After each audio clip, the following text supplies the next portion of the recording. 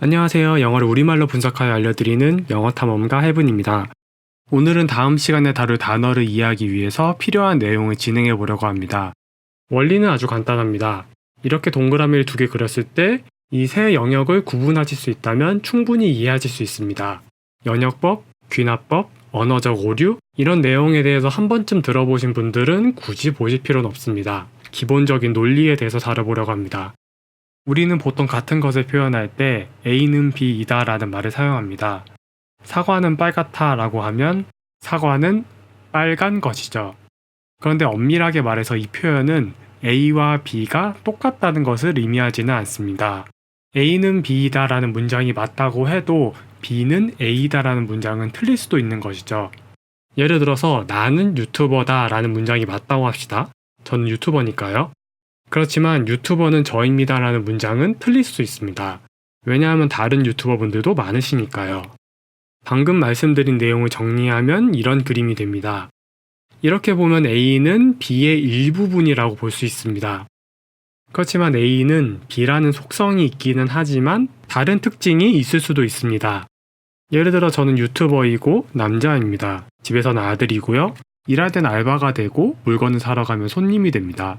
그러니까 A는 B이다 라는 문장이 표현하는 것은 나의 여러 가지 속성 중에서 어떤 특정한 내용, 그리고 이런 상태인 다른 객체도 무수히 많지만 나 또한 그 상태에 포함하는 것을 의미합니다. 그러니까 언어에서 A는 B이다 라는 문장이 맞다고 했을 때 B는 A이다 라는 문장을 맞게 표현하고 싶으면 B의 속성을 가진 수많은 객체 중에서 A에 해당한다는 내용으로 한정시켜야 합니다. 예를 들어서 나는 학생이다가 맞다고 해서 학생은 나이다 라고 표현할 수는 없지만 학생 중에서는 내가 있을 수 있다라는 말은 맞다고 볼 수 있습니다. 왜냐하면 이다 라는 표현으로 확정 짓지 않고 뭐뭐일 수도 있다는 표현으로 B의 상태인 다른 객체들에 대한 가능성도 포함시켰기 때문입니다. 방금 말씀드린 논리를 영어와 우리말에 비교할 때 써보도록 하겠습니다. 자, gat는 봤다라고 해석되는 경우가 많습니다. 근데 우리가 잘못했던 게 뭐냐면요. get를 왼쪽에 놓고 봤다를 오른쪽에 두면서 get와 봤다가 같은 것이라고 암기를 했습니다. 그런데 get의 의미를 사전에서 하나하나 살펴보시고 봤다의 의미도 사전에서 하나하나 살펴보시면 봤다라고 해석할 수 없는 get도 있고 get라고 해석할 수 없는 봤다의 의미도 있습니다. 당연하죠. 이 둘은 원래부터 다른 단어니까요.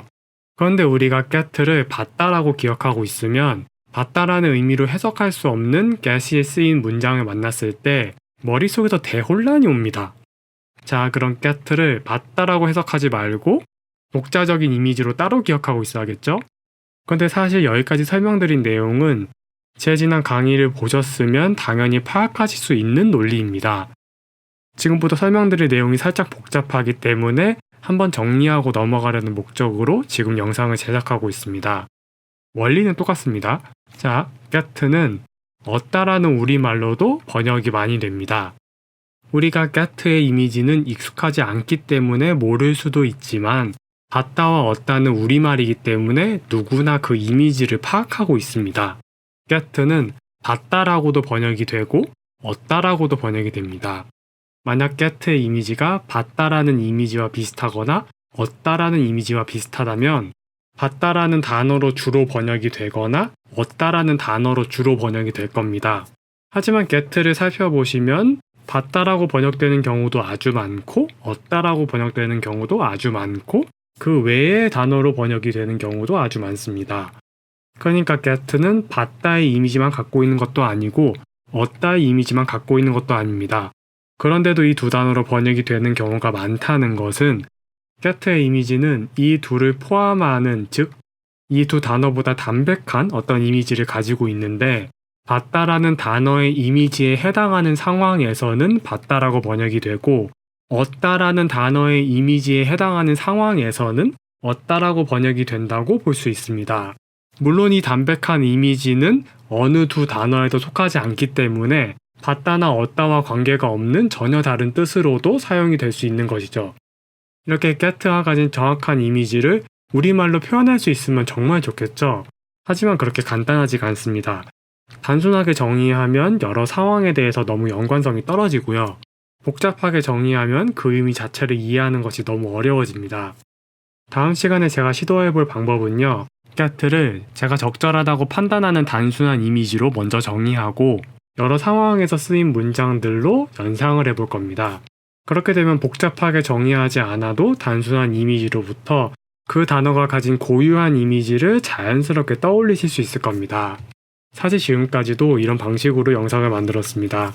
다음 시간에 좀 더 눈여겨보셔야 될 점은요. get는 받다도 아니고 얻다도 아니고 받다와 얻다로 번역되는 경우 또한 get가 표현하는 여러 가지 상황 중에서 한 가지 경우일 뿐이다 라는 점을 혼동하지 마시고 보셨으면 좋겠습니다.